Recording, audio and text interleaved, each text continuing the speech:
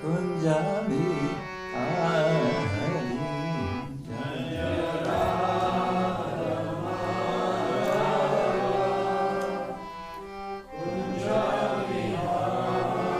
Hari Jaya Radha Madhava Kunjabi Hari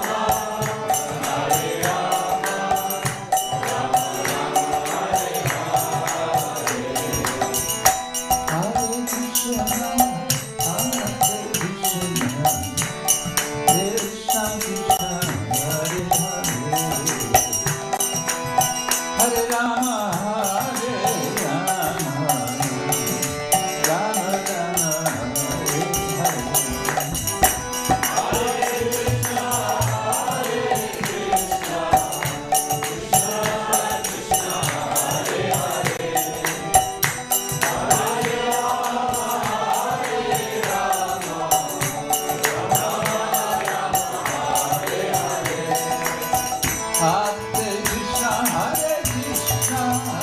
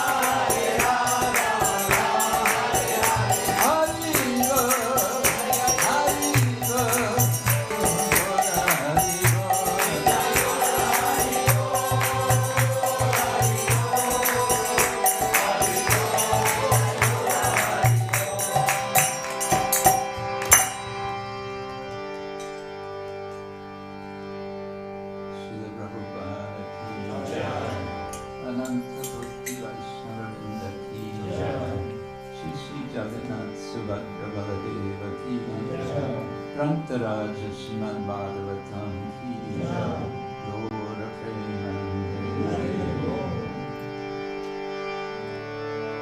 Om Jnana Timirandasya Vinanjana Shalakaya Chakshurumilitam Yena Tasmai Shri Gurave Namaha Shri Chaitanya Manavishtam Shapitam Yena Bhutale Swayam Rupa Kadamayam Dadati Swapadantikam Vandeham Shri Guru Shri Yukta Bhagavatam Shri Guru Vaishnavamscha Shri Rupam Sarvagatam Sahagana Raghunatam Vikantam Sajivam Sadvaitam Savadutam Parijana Sahitam Krishna Chaitanya Devam Shri Radha Krishna Padam Sahagana Lalita Shri Vishakhanvikam Namah Om Vishnu Padaya Krishna Prishaya Bhutale Srimate Bhakti Vedanta Swami Nami Namaste Saraswati Deve Gauravani Pracharine Nirvishesha Shunyavani Paschatya Deshatarine Manchakalpatarubhyascha Kripa Sindhubhya Evacha Patitanam Bhavanebhyo Vaishnavebhyo Namo Namaha He Krishna Karuna Sindhu Dinabandhu Jagatpate Gopesha Gopika Kanta Radha Kanta Namostute Bhakta Kanchana Gaurani Radhe Vrindavaneshwari Vishvavanusute Pranamami Hari Priye Jai Shri Krishna Chaitanya Prabhu Nityananda Shri Advaita Gadadhar Shivasari Gaura Bhaktavinda Hare Krishna Krishna Krishna Hare Hare Hare Ram Rama Rama Hare Hare Om Namo Bhagavate Vasudevaya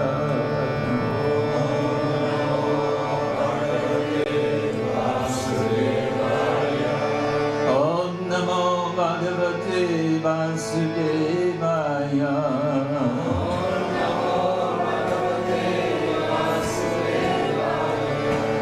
Om Namo Bhagavate Vasudevaya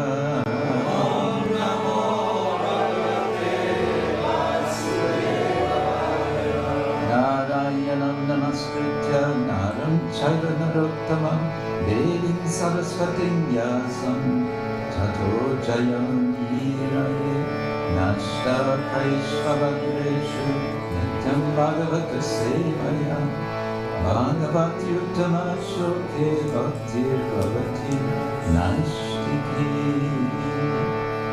Srimad Bhagavatam Ki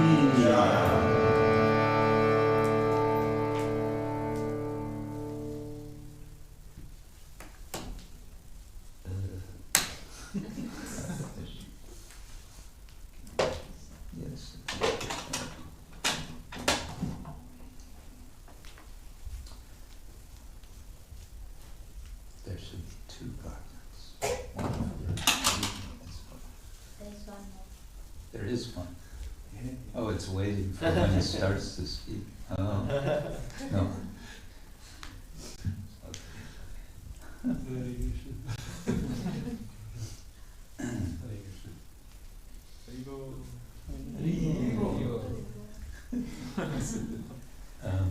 Maybe we could start with you saying a few words about what we are up to this morning.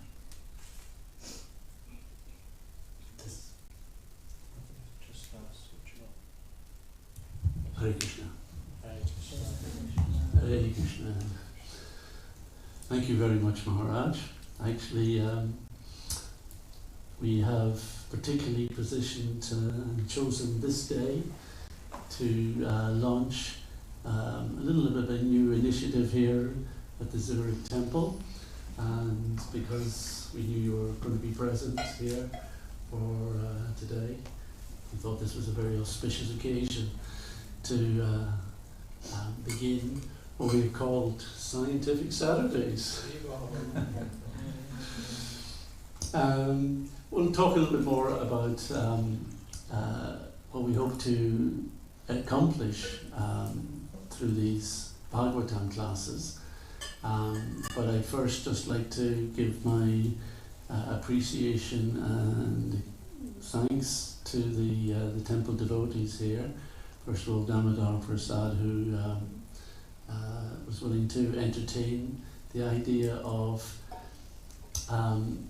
having a forum for discussing some of the aspects of Krishna consciousness which connect with science and philosophy, particularly, as they are presented often in Western and world culture now, in order to equip the devotees, strengthen their faith, help them understand the brilliance of the Srimad Bhagavatam and our scriptures and Srila Prabhupada's mission, and to be strengthened in their ability to discuss, present, even debate these topics with people they meet.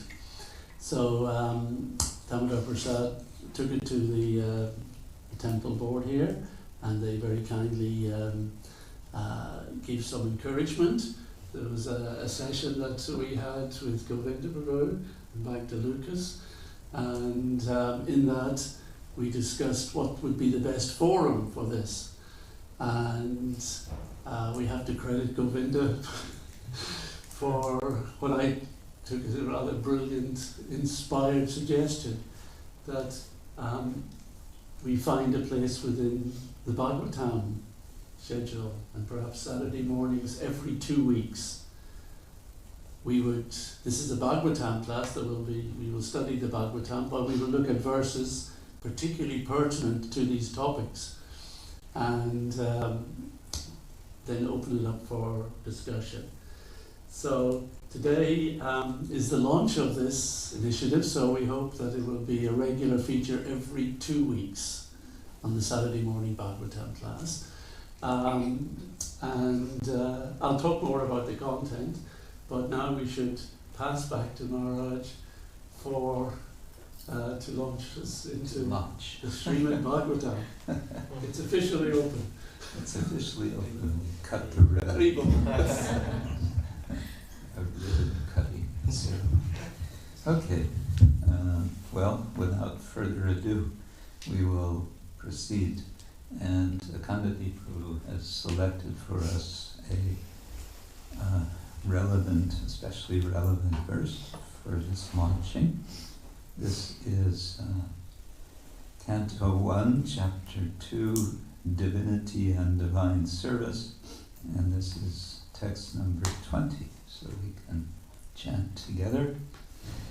Evam prasanna-manaso, evam prasanna-manaso, evam prasanna-manaso, evam prasanna-manaso, bhagavat-bhakti-yogataḥ, bhagavat-bhakti-yogataḥ, bhagavat-bhakti-yogataḥ, bhagavat-bhakti-yogataḥ, bhagavat-tattva-vijñānaṁ, bhagavat-tattva-vijñānaṁ, bhagavat-tattva-vijñānaṁ, bhagavat-tattva-vijñānaṁ, mukta-saṅgasya jāyate, mukta-saṅgasya jāyate, mukta-saṅgasya jāyate, mukta-saṅgasya jāyate, evaṁ prasanna-manaso, evam prasanna-manaso, bhagavat-bhakti-yogataḥ, bhagavat-bhakti-yogataḥ, bhagavat-tattva-vijñānaṁ,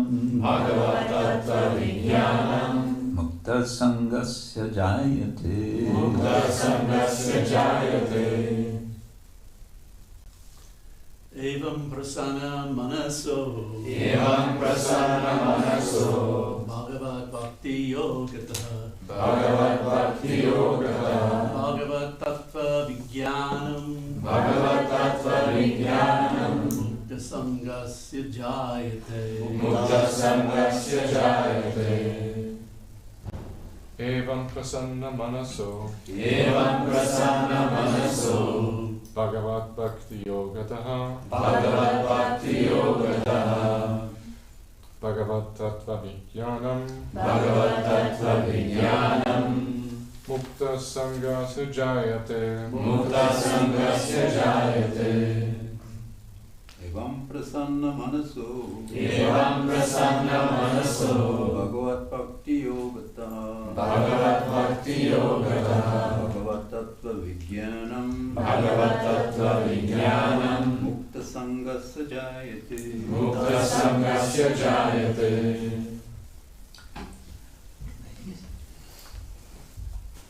evaṁ prasanna-manaso, evaṁ prasanna-manaso, bhagavat-bhakti-yogataḥ, bhagavat-bhakti-yogataḥ, bhagavat-tattva-vijñānaṁ, bhagavat-tattva-vijñānaṁ, mukta-saṅgasya jāyate, mukta-saṅgasya jāyate, evaṁ prasanna-manaso, evaṁ prasanna-manaso, bhagavat-bhakti-yogataḥ, bhagavat-bhakti-yogataḥ, bhagavat-tattva-vijñānaṁ, bhagavat-tattva-vijñānaṁ, mukta-saṅgasya jāyate, mukta-saṅgasya jāyate, evaṁ prasanna-manaso, evaṁ prasanna-manaso, bhagavat-bhakti-yogataḥ, bhagavat-bhakti-yogataḥ, bhagavat-tattva-vijñānaṁ, bhagavat-tattva-vijñānaṁ, mukta-saṅgasya jāyate, mukta-saṅgasya jāyate. So what does it mean? Evam, Evam, thus. thus. Prasanna, Prasanna, enlivened. enlivened. Manasaḥ, of the mind. Of the mind. Bhagavat-bhakti, Bhagavat-bhakti, the devotional service of the Lord. the devotional service of the Lord. Yogataḥ, Yogataḥ, by contact of by contact of Bhagavat, Bhagavat, regarding the personality of Godhead, regarding the personality of Godhead. tattva, Tattva, knowledge. vijñānam, Vijñānam, scientific. scientific. Mukta, liberated.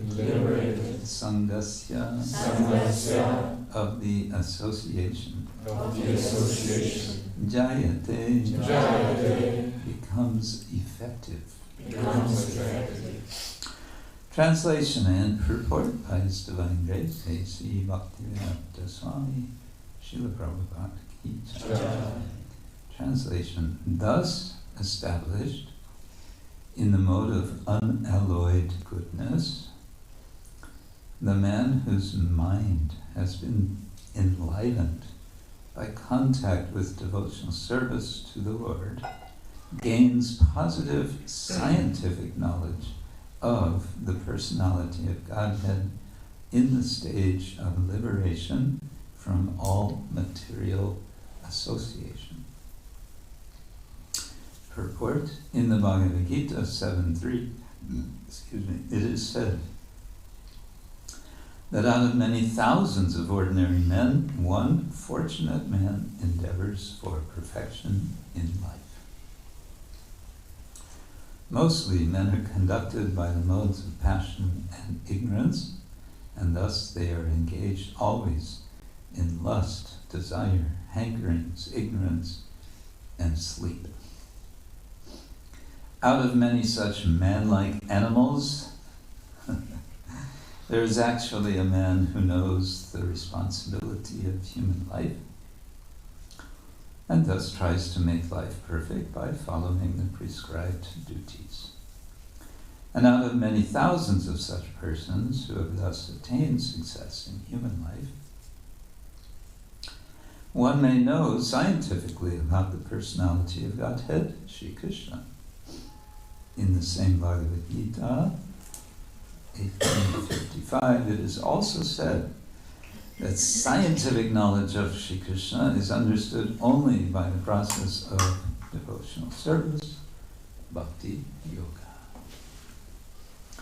The very same thing is confirmed herein in the above words. No ordinary man, or even one who has attained success in human life, can know scientifically or perfectly the personality of Godhead. Perfection of human life is attained when one can understand that he is not the product of matter, but is in fact spirit. And as soon as one understands that he has nothing to do with matter, he at once ceases his material hankerings and becomes enlivened as a spiritual being. This attainment of success is possible when one is above the modes of passion and ignorance, or, in other words, when one is actually a brahmana by qualification. A brahmana is the symbol of sattva guna, or the mode of goodness, and others who are not in the mode of goodness are either kshatriyas, vaishyas, shudras, or less than the shudras. The Brahminical stage is the highest stage of human life because of its good qualities. So, one cannot be a devotee unless one at least qualifies as a brahmana. The devotee is already a brahmana by action, but that is not the end of it. As referred to above, such a brahmana has to become a Vaishnava, not a Vaishya, a Vaishnava. In fact, to be actually in the transcendental stage. A pure Vaishnava is a liberated soul and is transcendental even to the position of a brahmana. In the material stage, even a brahmana is also a conditioned soul, because although in the Brahminical stage, the conception of Brahman, or transcendence, is realized, scientific knowledge of the Supreme Lord is lacking. One has to surpass the Brahminical stage and reach the Vasudeva stage to understand the personality of Godhead, Krishna.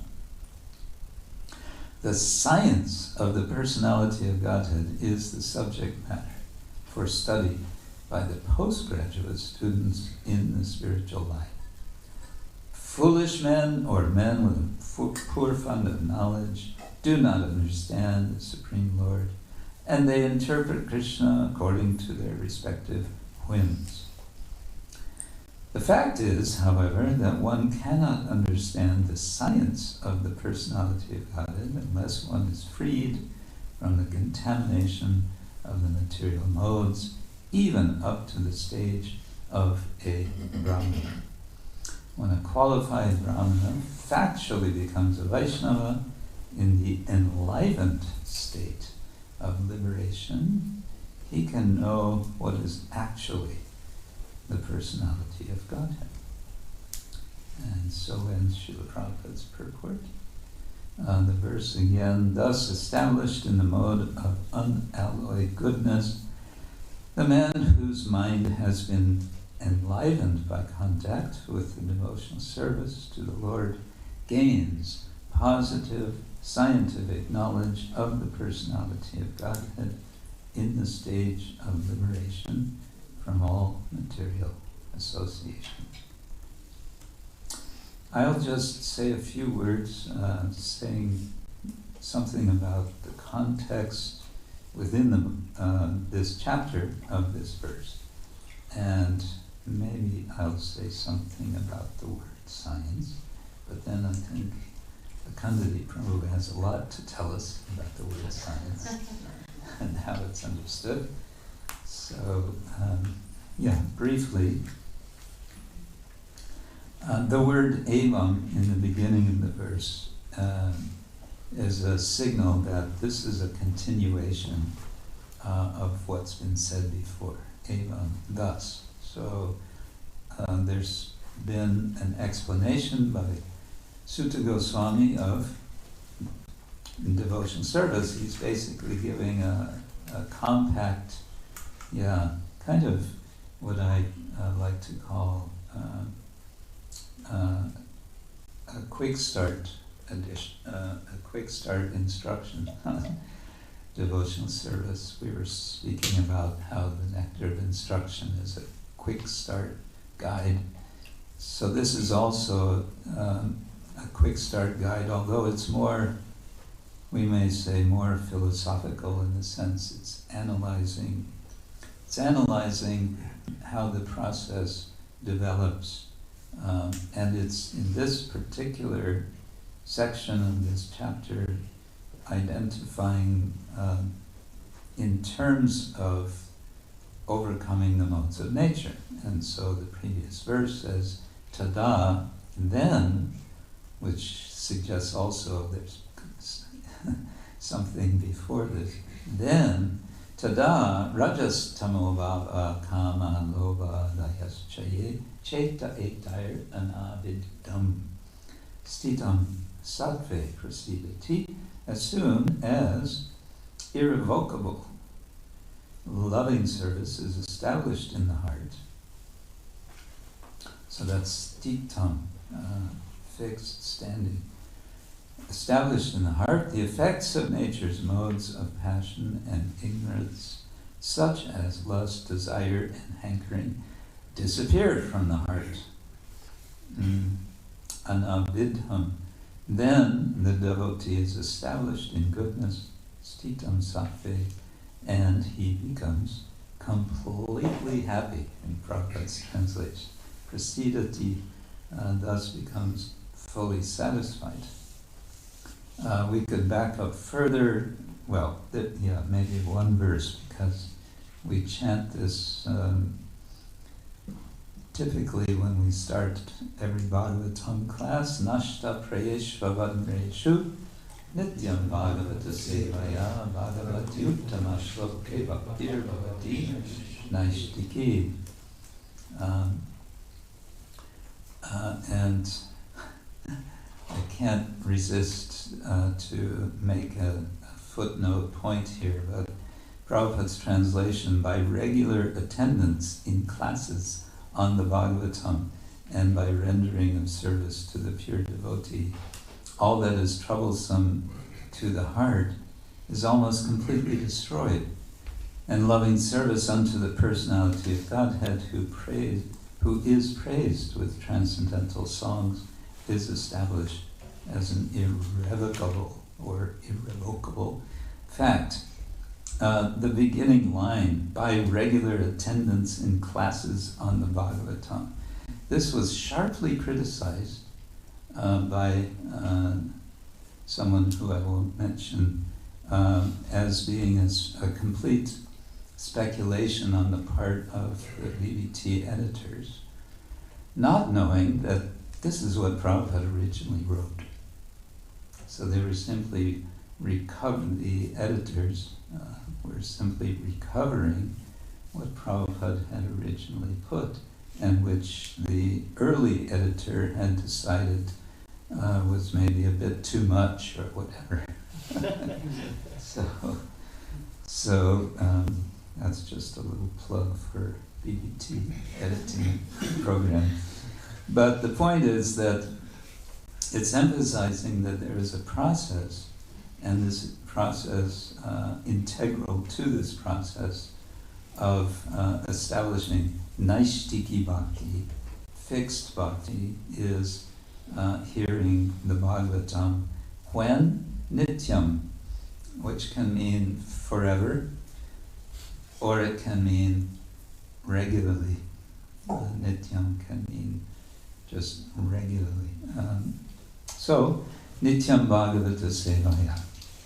And then, tada, then, rising above the lower modes, becoming established in the mode of goodness, titam sattve prasidati, one becomes happy. And then, in today's verse, evam, thus, prasanna-manaso, with the mind being, Prabhupada translates here, enlivened, prasanna, Brahmabhuta prasannatma na sochati na kamchati, it says in the Gita, which Prabhupada alludes to in the purport.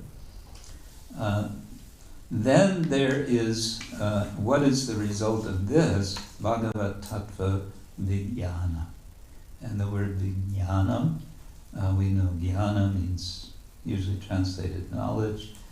Vijñāna, Prabhupada is here translating as scientific, and it's sometimes translated as wisdom or practical knowledge or the application of jnana, where the word jnana is cognate, or the other way around. The word gnosis, the Greek word gnosis, is the cognate of jnana, and then I guess that becomes maybe sort of transferred into Latin, and it becomes scientia, isn't it? Or is that making too big a jump? He'll correct us on that. It sounded good to me. So this gets to the point of our discussion this morning. Bhagavat-tattva-vijñānaṁ. The word tattva, Prabhupada is translating here as knowledge. It comes from tat. The word tat has a huge, it's a kind of super multi-purpose word.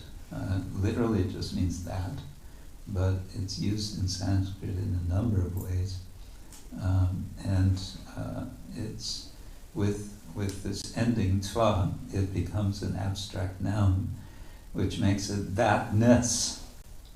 And thatness can also be it can come to mean something like categories. So having knowledge of categories. So knowing, for example, the category of matter as opposed to the category of spirit, or the category of jiva as opposed to, we say jiva tattva, Vishnu tattva, Shakti tattva. So in that context, especially the word tattva would mean category. And of course, what is it that is wanted to be known scientifically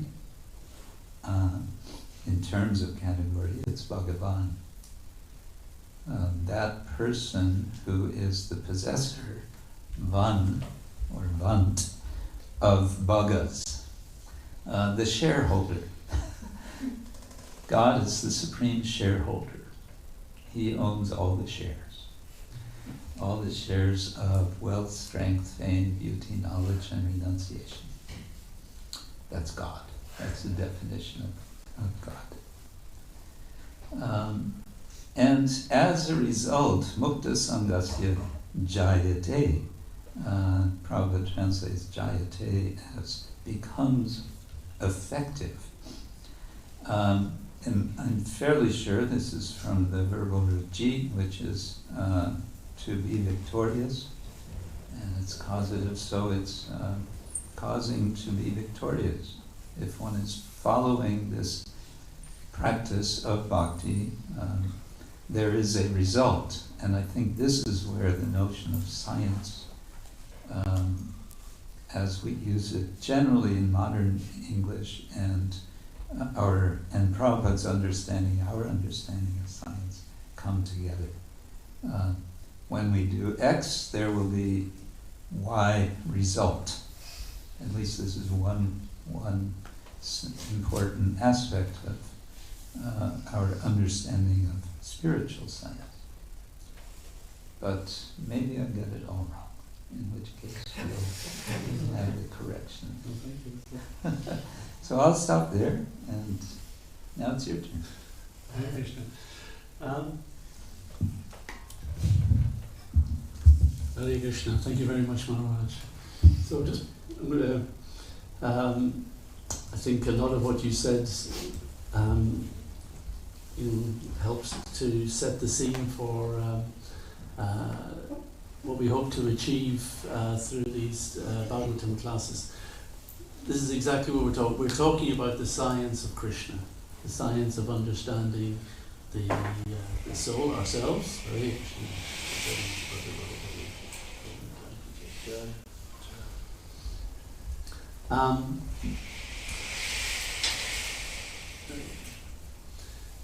It became very clear from, I think, to Srila Prabhupada over the years of his preaching in the West. When he first came, you'll know a lot of his lectures seem to be talking about the Mayavadis and their philosophy. And a lot of the devotees at the time, who are these Mayavadis, that Prabhupada really has a hard time with? Who's he talking about? What they didn't realize, of course, is we were all the Mayavadis, with our impersonalist tendencies. But Prabhupada came to the West and he gave his mantra, or his pranam mantra, nirvishesha and shunyavadi. Nirvishesha is without specifics, without categorization and quality. So that's the impersonal attitude or philosophy.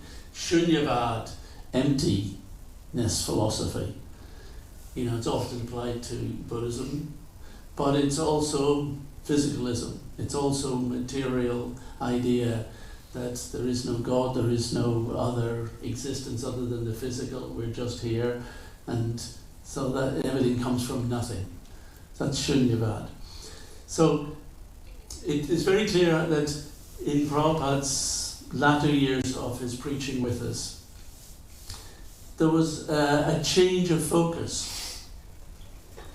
And he began to he was realizing that the real challenge in the Western world isn't so much bogey yogis and impersonalist philosophers, speaking about Mayavad, but it was the Shunyavad, physicalist scientists, or people speaking in the name of science and giving atheistic interpretations that are essentially empty and physical.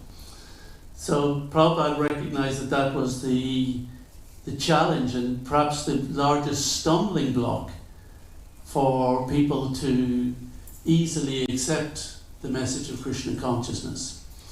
And in 76, I think he was inspired by meeting a young aspiring devotee, Thuadam Singh, Dr. Thuadam Singh, who later became Sir Damodar.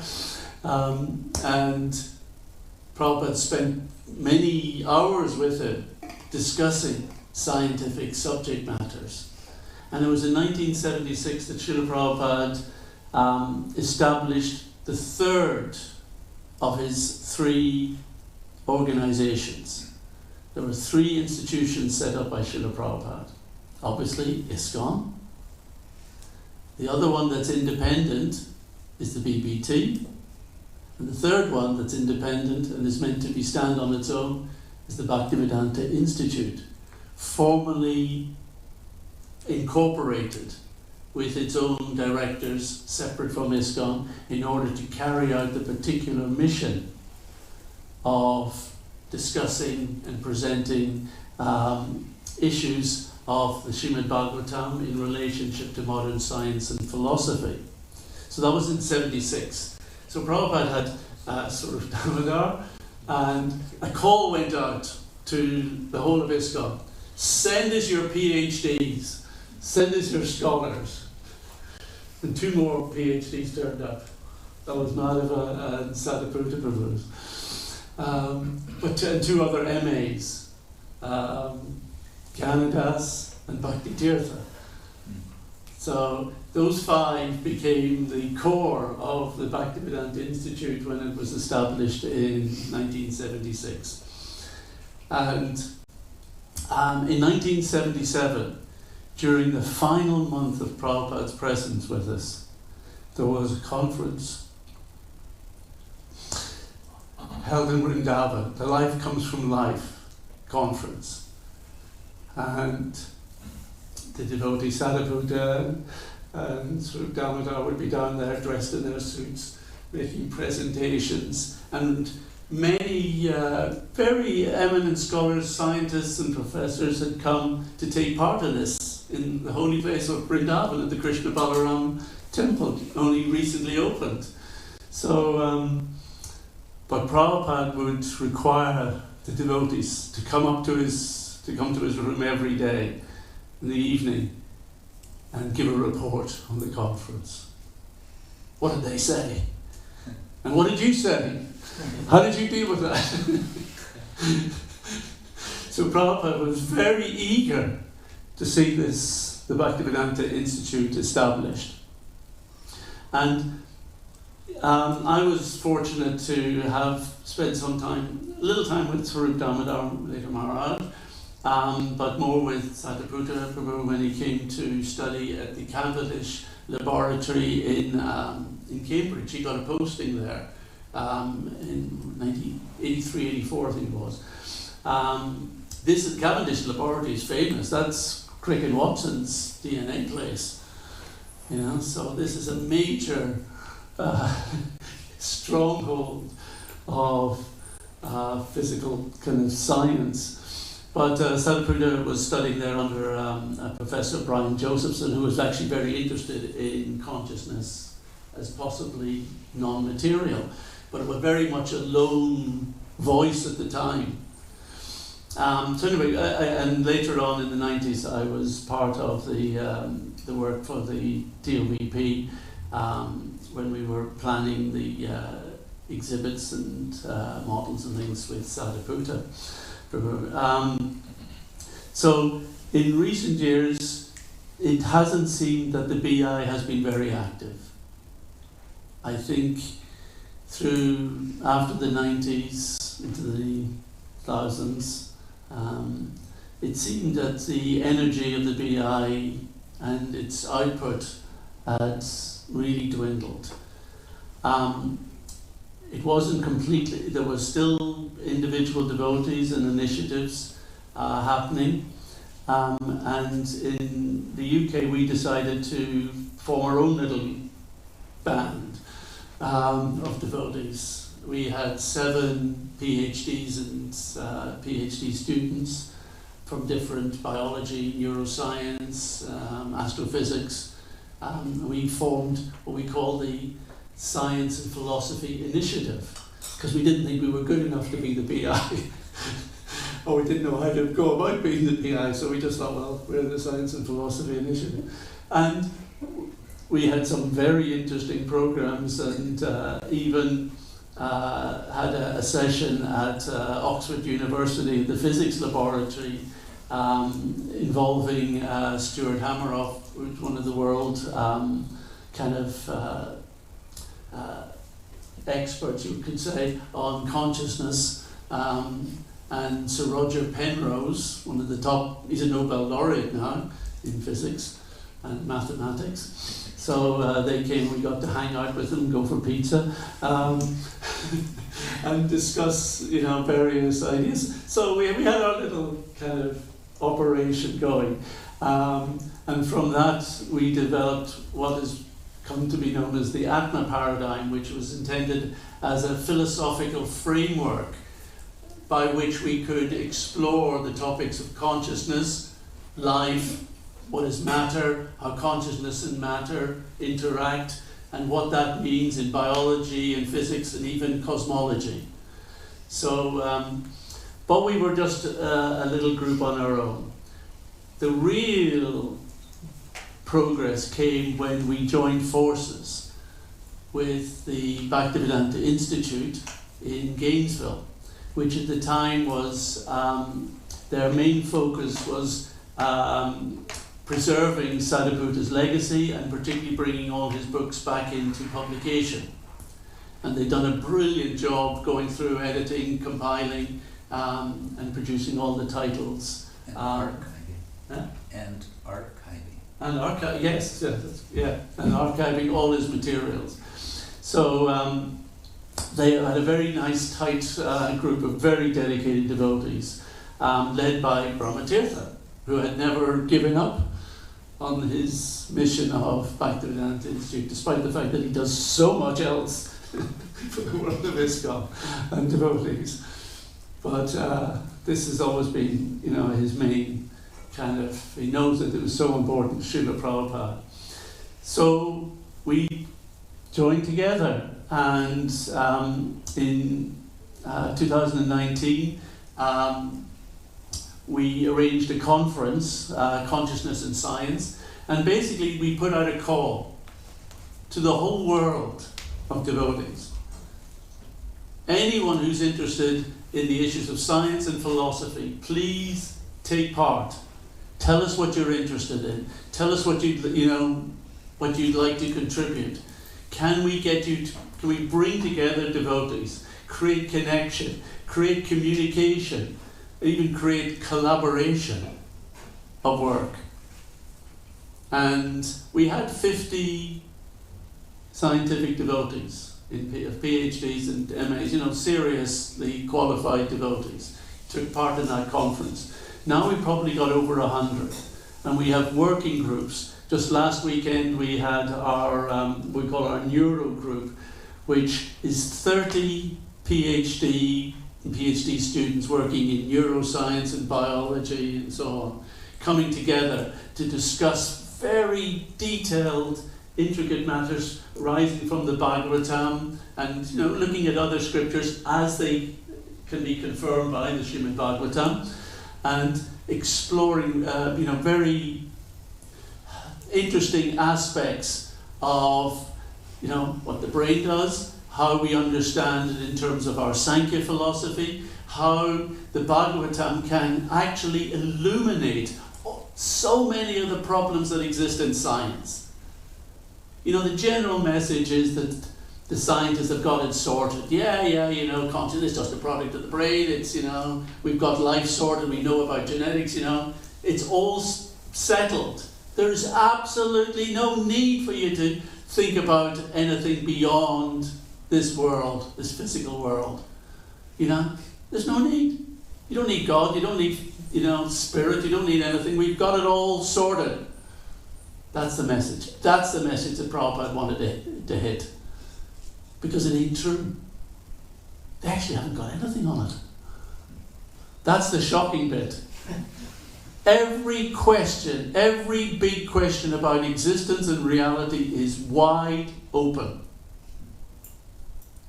And that's where we have to explore. So, we kind of came together, and we are now the Bhaktivedanta Institute for Higher Studies, because it's one branch, but we have this thing called the BI Connect, which basically is not trying to organize other scientists, but just say, this is an association, a sangha for devotee scientists and philosophers. And there's others who are not necessarily trained in those disciplines, but who, feel it as a mission, and who take part in assisting and supporting the team. So it's growing.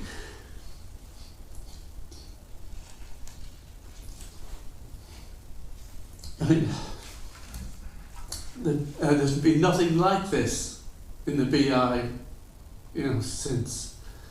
And we as a kind of board of the BIHS, we came together to figure out what's our mission. And we clarified that we have 4 audiences. Our first audience and group that we have to cater for are our own scientists. Many of them are young. Many of them are they're starting to explore Krishna consciousness in their lives, and they're serious about it. But they have generally compartmentalized their spiritual life and their professional life. They can't bear to think the two together because it doesn't compute. There seems to be a tension or a contradiction in that.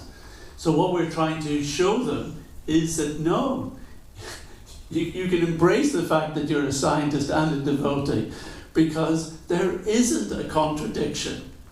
Rather, you can use your scientific understanding and you will find that it is in harmony with Krishna consciousness. And now you can engage your skills and your knowledge and your background in the service of Krishna. So a lot of our work is working with the BI scientist devotees. But we know that Srila Prabhupada wanted us to look after the next group, which is the ISKCON devotees. You know, many devotees have been bewildered by things they've read in the Bhagavatam and thought, oh, that doesn't compute, that doesn't square with what I learned at school or university, you know, and they become disillusioned perhaps, or confused to the point where they're not sure if they can continue to follow Krishna consciousness.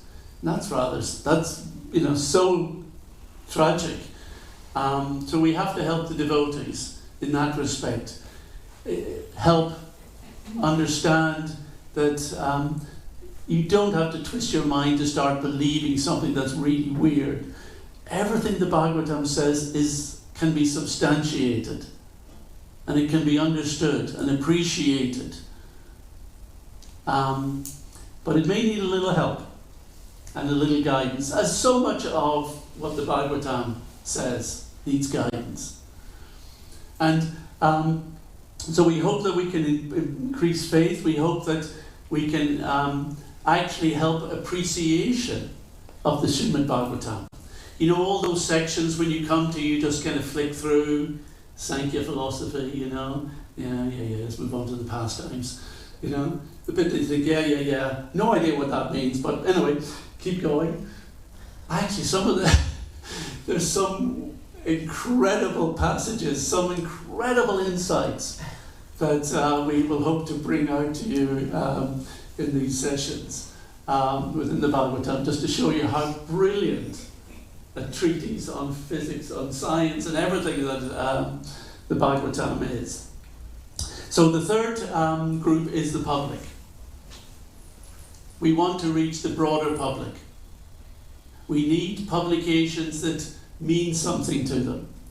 And we need devotees trained in order to be able to chat and discuss these topics with the people that you meet, whether it's on book distribution, when they come to the temple, in every kind of environment.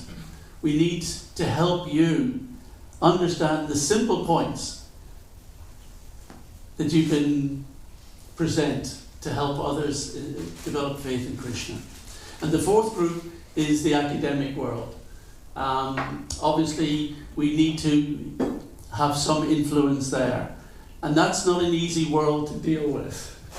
The Oxford Centre that Maharaj has been involved with over all these years, has done phenomenal work within the field of theology and philosophy, and clarifying history of Vaishnavism, all sorts of aspects, right in there in the heart of Oxford University. Amazing. Now, it's maybe a harder challenge to do it in the world of science, but things are changing in academia. It's really different. 20 years ago, they would not have entertained anything about consciousness other than it is a product of the brain. Now, all the discussions are, maybe we should be looking at panpsychism, the idea that everything's conscious. You know? That apparently is the discussion around the academic dinner tables. Panpsychism isn't there yet, but this is a huge change. They know the issues are open. We have opportunities. And within that, so we have this grid of 4 categories of audiences, and we have 3 aspects that we have to convey to them. And it comes from a verse in the 7th canto, Shrutam etan maya purvam Jnanam vijñāna samyutam dharmam bhagavatam shuddham naradat deva darshanat. And Prabhupada in this verse uses the three disciplines. He says this knowledge is called bhagavat-dharma. It's very similar to the verse we just studied, but this one doesn't have a purport, that's why we didn't use it. It's very similar to this verse. This is bhagavat-dharma. This is the science and knowledge of the Supreme Personality of Godhead. And Prabhupada says it is fully scientific.